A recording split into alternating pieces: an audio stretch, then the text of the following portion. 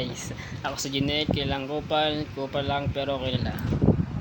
For today's video guys, naisip ko gumawa ng ice candy kasi wala kaming pasok ngayon sa linggo. Sa 21 pa kami babalik yung yung pasok namin sa school.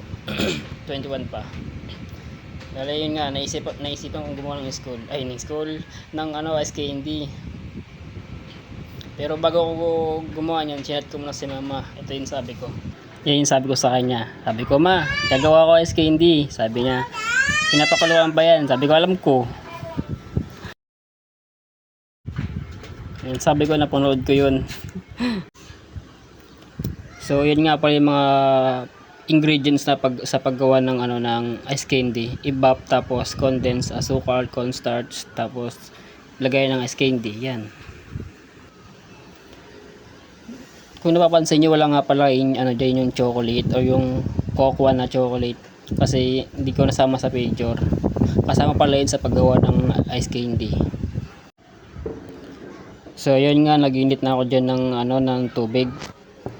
So yun nga, naglagay na ako ng cocoa, tapos brown sugar, tapos yun nga, mix ko na siya.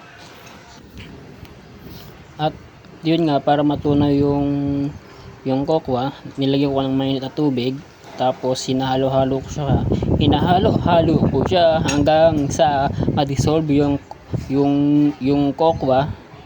Yan, hanggang sa matunaw. Yan.